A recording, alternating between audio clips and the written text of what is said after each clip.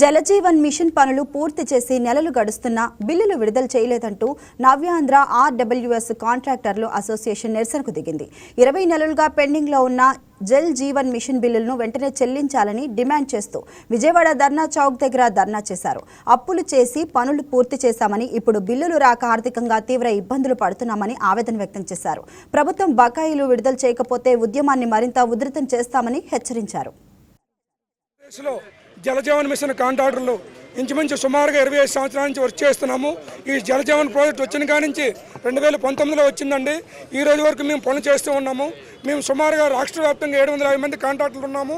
మేము నవ్యాంధ్ర association platform తరఫున ఈరోజు ఈ ధర్నా కార్యక్రమం చేస్తున్నాము.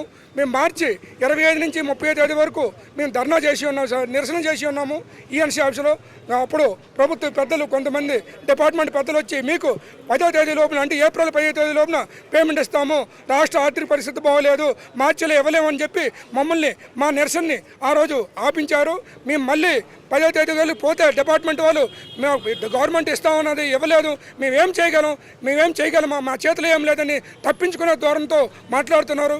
దయచేసి మా గోడు ఈ పత్రికల, ఈ టీవీ ఛానళ్ళ ద్వారా తెలియపరిచి మమ్మల్ని ఆదుకోవాలని నేను మరీ ప్రార్థిస్తున్నాను.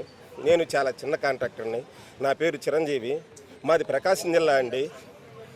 మేము అప్పులు చేసి ఈ జేజేఎం బిల్స్ సెంట్రల్ గవర్నమెంటు త్వరగా వస్తాయని పనులు చేసి అప్పులు చేసి ఇంట్లో మా భార్య పిల్లల నగలన్నీ బ్యాంకుల్లో తాకట్టు పెట్టి ఈ వర్కులు చేస్తున్నామండి.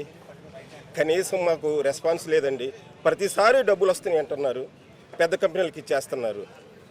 వీటి కాకుండా 10%, 12% అనే దామాషు ప్రకారం మమ్మల్ని లేనిపోని ఇంకా అప్పుల బాధలో ముంచారండి.